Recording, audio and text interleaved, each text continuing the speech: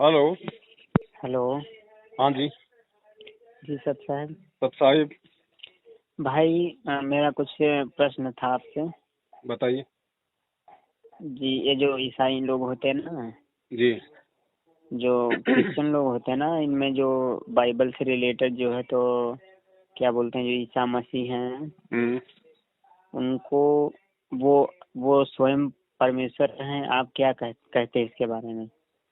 देखो, मुर्दे को केवल परमेश्वर ही जीवित कर सकता है और कोई नहीं कर हाँ। सकता 4 दिन के मुर्दे को। हम्म हम्म। इसलिए तो यीशु उस मसीह ने भी समय, तो ऐसा किया ना। हाँ उन्होंने किया ना, वही तो मैं बोल रहा हूँ ना। उस समय वो परमात्मा हम्म ईसा मसीह के रूप में धरती पे था। लेकिन हम्म आज उस ईसा मसीह वाले रूप को पूजने से या उनकी फोटो और मूर्ति को पूजने से कोई लाभ नहीं है। आज अगर हम्म फिर से वैसा ही कोई परमात्मा अगर किसी रूप में अगर धरती पे आया हो तो उसको पूजने से लाभ है। हम्म वो तो खाली उस समय उन्होंने लोगों को भक्ति के प्रति आकर्षित करना था, लोगों को भक्ति भाव हम्म से जोड़ के रखना था, परमात्मा की जानकारी देनी थी। हम्म बाकी आज कोई अगर उसी ईसा मसीह को अगर पूजे कि वही परमात्मा है, वही हमारा मोक्ष कर देगा, उद्धार कर देगा, हमारे को बचा लेगा, तो वो मूर्खता है। वो खाली एक फोटो मात्र रह गई अब, और उससे पर ज्यादा ये तो कुछ नहीं। बाइबल में प्रमाण है ना कि वही सत्य और वही मार्ग और जीवन है। तो वो उस समय था ना, उसने ऐसा करके बताया ना। भाई एक पर तो जो आम की मुर्दों में फोटो से है, जो आपको पर आपको पर भूख जो लग रही है, और एक तो आम की फोटो और एक हाँ आम रखा है, तो आप फोटो को खाओगे या हाँ फिर आप आम को खाओगे? आम को खाएंगे। तो आम खाने से पेट भरेगा ना, तो वो एक फोटो रह गई। हाँ आज वैसा ही ईसा हाँ। मसीह अगर कोई धरती पे दोबारा आए, या वही ईसा मसीह अगर दूसरा रूप लेके आज अगर धरती पे आया हो या आए, तो उसकी पूजा करने से, उसकी भक्ति करने से लाभ होगा। हम्म। पर भाई जो तीसरे दिन मुर्दों में से जी उठे यीशु मसीह, तो उसका बाइबल तो प्रमाण देती है ना। हम कहाँ मना कर रहे हैं, उन्होंने ऐसा किया ना। पर बाइबल में तो संत रामपाल जी ने तो बताया कि मतलब वो ईसा मसीह नहीं थे, वो स्वयं वो कबीर परमात्मा थे। हाँ, तो कबीर परमात्मा ही मैं बोल रहा हूँ। हम्म कबीर परमात्मा ही मैं बोल रहा हूँ। और रूप तो कोई भी धारण कर सकते हैं ना। हम्म। भाई वो तो गरीबदास जी पर के रूप उसका में भी प्रमाण आए थे, पर वो तो उसका नानक जी के पर रूप में उसका भी कोई आए थे। हाँ? हाँ, पर उसका कोई ठोस प्रमाण नहीं है भाई। देखो ऐसा है, सारी बातें हम्म बाइबल में नहीं लिखी जा सकती। ये सृष्टि हम्म आदि अनादि काल से चल रही है। 400-500 पेज हम्म की बाइबल में आप सब कुछ लिख दोगे, ऐसा संभव नहीं है। इसलिए वो हम्म परमात्मा खुद यहाँ आके बाकी की जानकारी अपने मुख कमल से बताता है, अपने सत्संगों में बताता है। हम्म। तो इतना हमारे को विश्वास करना पड़ेगा फिर। पर कबीर परमात्मा तो मछली नहीं खाते ना। नहीं खाते। तो प्रभु यीशु मसीह तीसरे दिन मुर्दों में से जी उठे। हम्म। उसके बाद में जैसे कहा गया कि वो तीसरे दिन जो जी उठे थे वो स्वयं परमात्मा आए थे। जी। तो उसके बाद में वो परमात्मा फिर अपने उन चेलों के साथ में बैठकर मछली क्यों खाया? जब खाना जब कम पड़ गया था तो ईसा मसीह ने क्या कहा था, अपने एक सेवक को कहा था कि वहां जाओ, उधर बैठो, और वहां से जाके जो मतलब की भोजन परोसो। तो वो उनकी हम्म उनकी शक्ति से मछली और रोटियां बनी थी। तो वो समुद्र से लाके हम्म थोड़ी बनाई थी, उन्होंने अपनी शक्ति से बनाई थी, उन्होंने शब्द से हम्म बनाई थी। हम्म। यहूदियों की फसह का पर्व निकट था। यीशु ने अपनी आंखें उठाकर एक भीड़ को अपने पास आते देखा।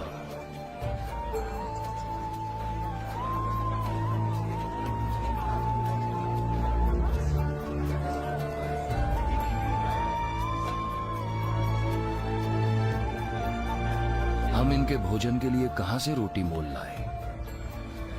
उसने फिलिपुस को परखने जैसा कहा, क्योंकि वो जानता था कि वो क्या करेगा। सबको थोड़ी थोड़ी रोटी खिलाने को चांदी के 200 सिक्के, चांदी के 200 सिक्के भी कम पड़ जाएंगे।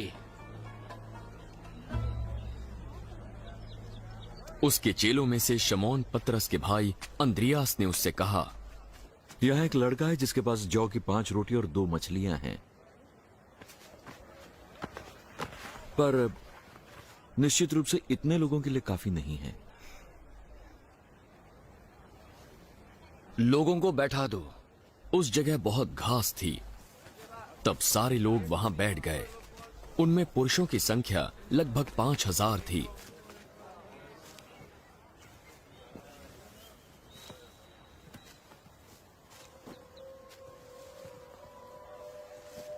यीशु ने रोटियां ली, परमेश्वर को धन्यवाद किया,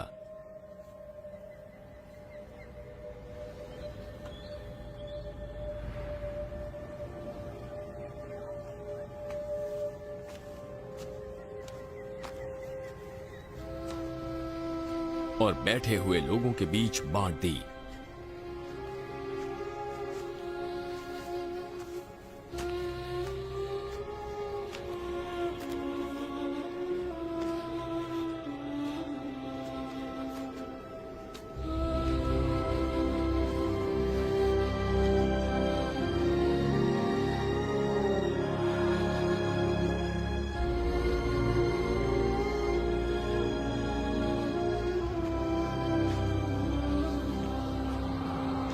और वैसे ही मछलियों में से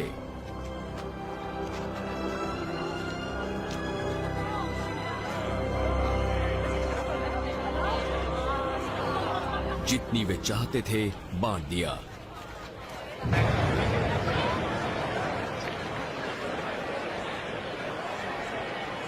जब वे खाकर तृप्त हो गए तो उसने अपने चेलों से कहा, बचे हुए टुकड़े बटोर ले, कुछ भी बर्बाद ना हो।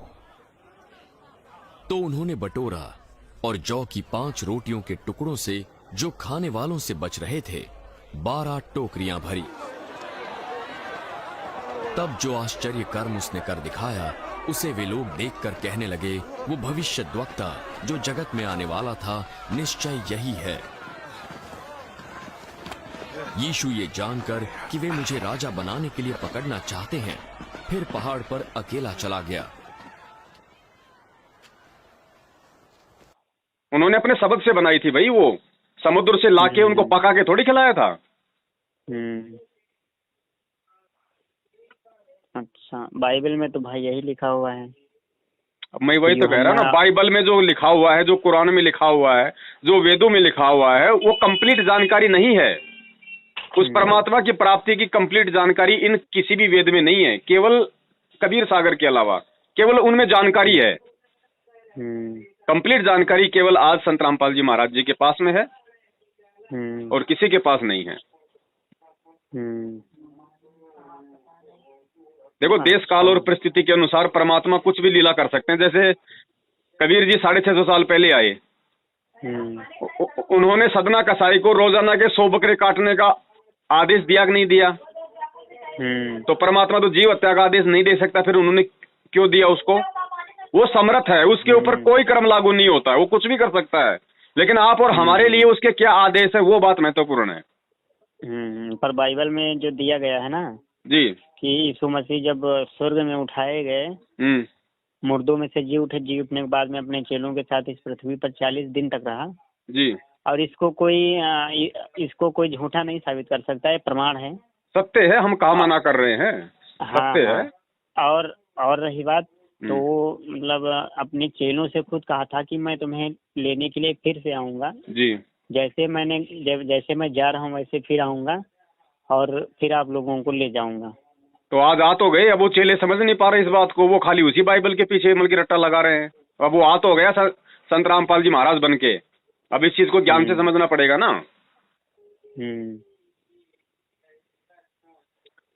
अच्छा भाई, ऐसा है, उन्होंने उस समय जो बातें बोली, जो भविष्यवाणियां की कि मैं फिर से आऊंगा, तो बता दो ईसाई समाज, बता दो ना कि वो कौन है, कहाँ है।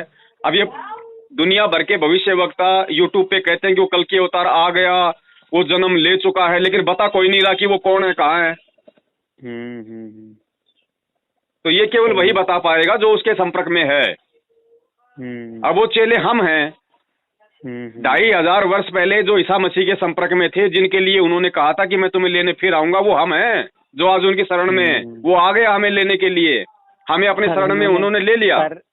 पर यीशु मसीह ने ये थोड़ी ना बोला था कि मैं आऊंगा, पर उन्होंने ये बोला था कि जिस प्रकार तुम स्वर्ग पे चढ़ते हुए मुझे देख रहे हो उसी प्रकार मैं फिर आऊंगा। इसका मतलब वो सीधे स्वर्ग से आएगा उतर कर।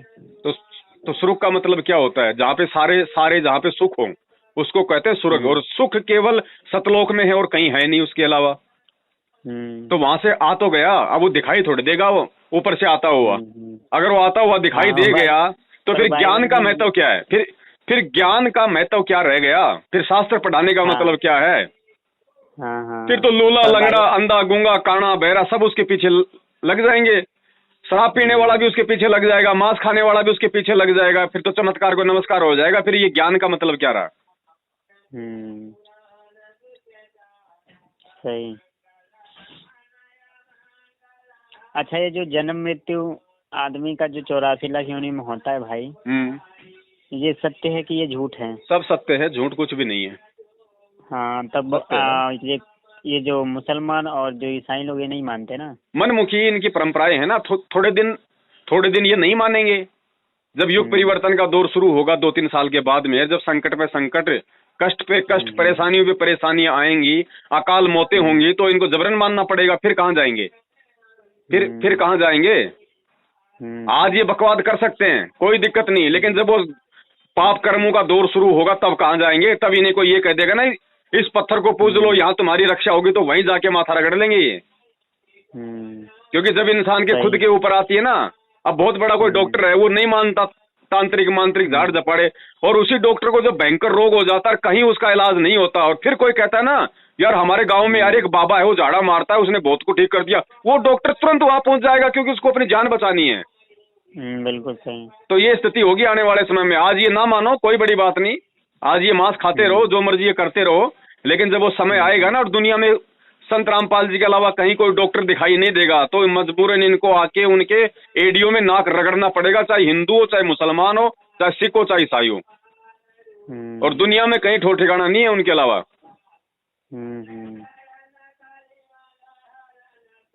भाई मुसलमानों की जो कुरान है उसमें लिखा हुआ है, सूरत फुरकान 25 आयत 52 से 59 में, कि भैया अगर तुझे अल्लाह अकबर की प्राप्ति चाहिए, उसकी जानकारी चाहिए, तो किसी बाखबर की खोज कर ले। आज बता दो पूरा मुसलमान समाज की वो बाखबर कौन है? कोई नहीं बता पाएगा, किसी को मालूम ही नहीं है। और जब तक कोई मुसलमान बाखबर की खोज नहीं कर लेगा, तब तक वो अल्लाह की प्राप्ति का मार्ग नहीं प्राप्त कर सकता। आप हिंदुओं की आप गीता उठा के देख लो, उसमें लिखा है कि अर्जुन अगर तुझे पूर्ण मोक्ष चाहिए तो किसी तत्वदर्शी संत की खोज कर। अब बता दो हिंदू समाज। गीता है मेरे पास भाई, तो गीता का पढ़ो ना, अध्याय नंबर में लिखा है। हाँ, अध्याय नंबर 15 श्लोक नंबर 104 और 4 का 34 आप पढ़ो ये। अब कौन है वो तत्वदर्शी संत? बता दो कोई भी शंकराचार्य नहीं है। तो नहीं है तो फिर भगवान की प्राप्ति हो ही नहीं सकती, जो साधना वर्तमान में पूरा हिंदू समाज कर रहा है। क्योंकि गीता जी झूठ नहीं बोल रही है ना, गीता जी के आदेश को कोई नहीं मानेगा, वो भगवान की प्राप्ति कहाँ से कर लेगा? क्योंकि भक्ति के आधार तो शास्त्र है ना। भाई अगर कोई MBBS नहीं पढ़ेगा और कोई ये सोचे मैं डॉक्टर बन जाऊं, जिंदगी में नहीं बन सकता। अगर डॉक्टर बनना है तो MBBS उसको पढ़नी ही पड़ेगी, या फिर उसको किसी ऐसे डॉक्टर के संपर्क में रह के शिक्षा और दीक्षा लेने पड़ेगी जो खुद MBBS है। अन्यथा गणित पढ़ के कभी भी इंजेक्शन लगाने के लायक नहीं हो सकता। सही सही। तो वही वो लोग मतलब जैसे कि ईसाई धर्म को मानने वाले लोग कहते हैं जी कि वो दोबारा आएंगे, मतलब बादलों पर, यीशु मसीह तो है बादलों पर आएंगे। फिर इन लोगों जितने भी लोग मुर्दे मतलब दबे पड़े हैं ना जमीन में जी, उनको फिर से जीवित किया जाएगा और फिर ये न्याय सिंहासन के आगे खड़े किए जाएंगे। अरे ये जो मुर्दे जो जमीन में जो दबाए जा चुके हैं, चाहे मुसलमान हो चाहे ईसाई हो, वो मुर्दे नहीं जीवित होंगे।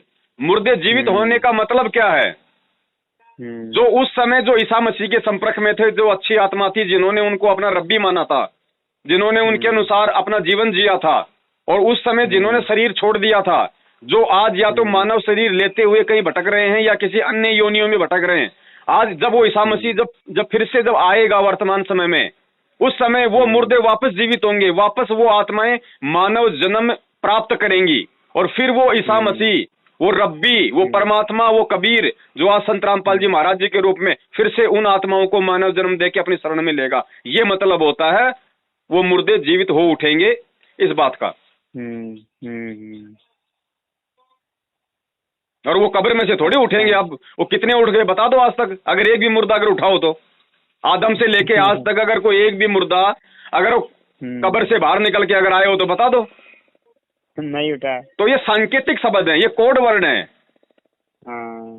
अब बाइबल है, बाइबल में पूरी कोई सृष्टि का ज्ञान थोड़ी आ जाएगा, इसलिए बाइबल में बहुत सारी बातें सांकेतिक हैं, कोड वर्ड में है, वो भविष्यवाणियां हैं। अब उनको कौन समझेगा? वो बाखबर समझ पाएगा, वो तत्वदर्शी संत समझेगा। और तत्वदर्शी संत कहो या बाखबर कहो, उसकी भूमिका खुद वो कबीर परमात्मा ही निभाता है, क्योंकि अपने द्वारा रची गई इस सारी सृष्टि की जानकारी खुद वो परमेश्वर ही आके देता है, दूसरा कोई देख ही नहीं सकता। भाई जिसने उसके लोक को नहीं देखा, जिसने सतलोक को नहीं देखा, वो क्या जानकारी देगा? सही सही। तो जानकारी वो खुद देगा। अब ऐसा है, वो खुद, अब वो जो 2500 वर्ष पहले जो ईसा मसीह के रूप में आया था, या 650 साल पहले जो कबीर के रूप में आया था, अब उसी रूप में तो आएगा नहीं, क्योंकि लोगों ने उन रूपों के चित्र बना रखे हैं। अगर उसी रूप में आ गया तो उन्हें कोई स्वीकार ही नहीं करेगा, कहेगा ये तो कोई जादूगर है, ये तो कोई तांत्रिक है, कोई मांत्रिक है। अब वो आ गया, उसने अपना ज्ञान देना शुरू कर दिया, और दूसरी तरफ हम इंसान हैं, हमारे को उसने बुद्धि दी, उसने हमारे को विवेक दिया है, ताकि ये मेरी बातों को समझें, और जो प्रमाण मैं दिखा रहा हूं उन प्रमाणों के आधार से ये जानने पहचाने। अब यही तो होता है मानव जन्म। बाकी तो जानवर, गधे, कुत्ते, उनको क्या पता क्या राम है, क्या कुरान है, क्या पुराण है, क्या ईसा मसीह है, उनको कुछ नहीं पता ना। आप और हम ही तो जान पा रहे हैं ये सारी चीजें। तो अब आज के वर्तमान इंसान को, चाहे वो किसी भी धर्म में क्यों ना हो, उसने अपनी बुद्धि और विवेक का उसने प्रयोग करना पड़ेगा, अपने अहंकार को उसने त्यागना पड़ेगा। अगर उसको अल्लाह की प्राप्ति चाहिए तो, अगर उसको कबीर परमेश्वर चाहिए तो, उसको अगर मोक्ष चाहिए तो। अन्यथा भैया थोड़े बहुत दिनों का ये खेल है, खा लो पी लो ऐश कर लो, जोटे बकरे मुर्गे काट लो। 3-4 साल के बाद में जब वो भयंकर विनाश का दौर शुरू होगा ना, आज देख लो ना, आज एक छोटा सा कोरोना, छोटा सा जो दिखाई भी नहीं दे रहा, पूरे विश्व को हिला के रख दिया। मंदिरों के ताले लग गए, देवताओं के मास्क लग गए, मस्जिदें बंद हो गई, गुरुद्वारे बंद हो गए। मतलब क्या है? मतलब उस परमात्मा ने संकेत दिया है कि नालायकों, मेरे अलावा कोई समर्थ नहीं है।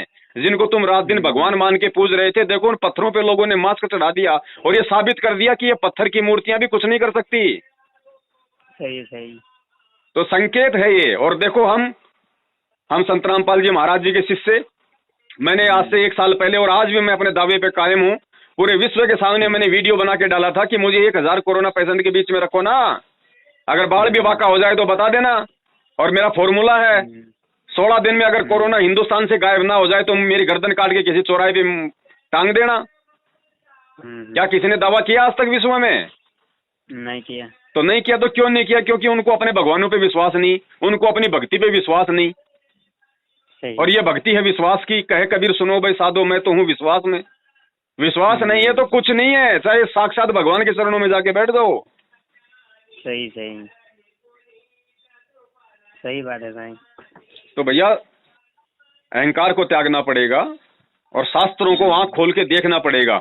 इन मौलाओं ने, इन मुफ्तियों ने, इन काजियों ने, इन पंडितों ने, इन नकली संतों महंतों गुरुओं ने जो उल्टा पाठ जो हर धर्म के व्यक्तियों को पढ़ा रखा है ना, उसको थोड़ा सा साइड में रख के और इस बुद्धि का प्रयोग करना पड़ेगा कि वास्तव में सच्चाई क्या है।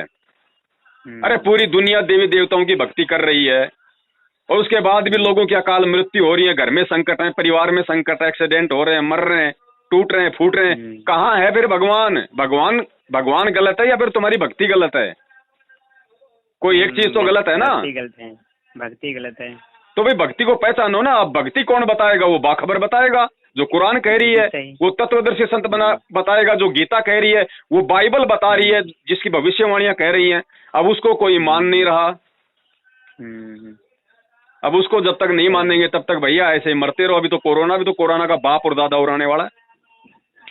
फिर क्या होगा? जब कोरोना ने पूरी दुनिया को घरों में कैद कर दिया, इतना भय पैदा कर दिया, तो कोरोना का बाप और दादा आएगा तब क्या होगा? सबको हिला दिया भाई, सबको हिला के रख दिया। अभी तो ट्रेलर है, फिल्म तो बाकी है भाई साहब। अभी तो ट्रेलर है, संकेत है कि समझ जाओ, सुधर जाओ, भगवान धरती पे आया है। चंद्रामपाल जी महाराज तो जेल में बंद है अभी। देखो, जेल में बंद होने से किसी संत के ज्ञान को हम किसी को मतलब की गलत नहीं ठहरा सकते। जेल में कौन बंद होता है? ये काल भगवान का लोक है। 90% लोग यहाँ पे बेकसूर हैं जो मतलब जेलों में बंद हैं। जेल कोई अच्छे आदमियों के लिए, जेल कोई निर्दोष व्यक्तियों के लिए थोड़ी वो है। जेल जो है कोई मतलब दोषियों के लिए थोड़ी है। जेल तो निर्दोष व्यक्तियों के लिए भाई। अभी आप सरकार के खिलाफ 2 शब्द बोल दो, आपको जेल में डाल देंगे। बताओ आपने कौन सा दोष कर दिया? तो अगर आप जेल में चले गए सरकार के विरुद्ध बोल के, उनकी गलत नीतियों के विरुद्ध बोल के, आपको अगर देशद्रोही बना के अगर जेल में डाल दिया तो क्या आप गलत हो गए? नहीं। तो फिर यहाँ पे कोई भी किसी पे झूठा आरोप लगा दिया जाता है, उसको जेल में डाल दिया जाता है, जब तक उसका फैसला नहीं होता तब तक वो जेल में रहता है, तो क्या वो दोषी है? नहीं। यहाँ का कानून अंधा है भाई, ये काल भगवान का लोक है, अंधा कानून है, यहाँ कोई नियम कायदे कानून नहीं है। ये काला पानी की सजा भोग रही है पूरी दुनिया। अब इसकी जानकारी वो बाखबर बताएगा, तत्वदर्शी संत बताएगा, और वो 1994 से बता रहा है, जागने वाले जाग गए और जो ज्ञान से नहीं जागे, अब देखना आने वाले समय में वो काल की चोट खा खा के जागेंगे, मार खा खा के जागेंगे, पाप कर्मों की चोट खा खा के जागेंगे। दुनिया में कोई ना तो निजामुद्दीन औलिया बचाएगा, ना कुरान का ज्ञान देने वाला बचाएगा, ना गीता का ज्ञान देने वाला बचाएगा खुद कबीर परमात्मा, जो संत रामपाल जी के रूप में सत्संग कर रहा है। और कहीं भटक लो, कहीं डोल लो, ये पूरी दुनिया, पहाड़ों पे, मस्जिदों में, गुरुद्वारों में, चर्चों में, कहीं चले जाओ, घंटा बजाओ, शंख बजाओ, ताली बजाओ, झांझर बजाओ, कुछ भी करो, कोई चारा नहीं है पूरी दुनिया में। आने वाले समय में सबके सामने क्लियर हो जाएगा शीशे की तरह। एकमात्र अगर डॉक्टर, एकमात्र डॉक्टर केवल यही है, क्योंकि अब रोग कटेंगे अध्यात्म से, गोली दवाइयों के बस की बात नहीं है। कोरोना ने सबको फेल कर दिया, विज्ञान को फेल कर दिया, डॉक्टरों को फेल कर दिया, मेडिसिन को फेल कर दिया। इसका मतलब ये शरीर का रोग नहीं है, ये कर्मों के रोग है, और कर्मों का रोग MBBS नहीं, आध्यात्मिक डॉक्टर काटेगा, आध्यात्मिक संत काटेगा। और वो आध्यात्मिक संत केवल संत रामपाल जी महाराज है। और इतनी तक गारंटी है, इतनी तक गारंटी, अगर किसी ने उनके सत्संग भी सुनने शुरू कर दिए, सत्संग भी सुनने शुरू कर दिए उनके जेल से आने तक, और अन्य जितनी भी ये पूजा पाठ है देवी देवताओं की, अगर ये छोड़ दी, कोरोना क्या, कोरोना का बाप दादा आ जाए, उसके घर के 40-50 मीटर भी आसपास नहीं फटकेगा, दूर रहेगा। जहां तक उनके सत्संगों की वाणी जाएगी, उनके शब्द गूंजेंगे ना, कोरोना आसपास नहीं आ सकता भाई साहब। सही। इसीलिए हम ठोक के दावा कर रहे हैं पूरी दुनिया में। देखिए, और कोई कर दो ना, कोई डॉक्टर कर दो ना, कोई वैज्ञानिक कर दो ना, कोरोना का नाम सुनते ही कि मेरे पड़ोस में कोरोना हो गया, झटपट ऐसे टेंशन शुरू हो जाती है, माथे पे पसीने आ जाते हैं। सही। और यहाँ दावा कर रहे ठोक के, लेकिन काल इनकी आंखें नहीं खोलने देगा। उसको पता है, अगर इसने अपना दावा खोल दिया, इसने अपना फॉर्मूला बता दिया जो इसको संत रामपाल जी महाराज जी से प्राप्त है, तो मेरा तो सारा सिस्टम ही फेल हो जाएगा। मैं लोगों को कैसे मारूंगा, मैं कैसे खाऊंगा? इसलिए वो इनकी बुद्धि में ये बात नहीं आने दे रहा। और ये बात आए बिना रहेगी नहीं भाई, ये आएगी, आज नहीं तो कल आएगी, 2 दिन बाद आएगी। हाँ, तो आएगी जी, कभी ना कभी। ठीक है भाई साहब, हम फिर आपसे बात करेंगे। ठीक है बड़े भाई, सत साहिब। आप सत साहिब।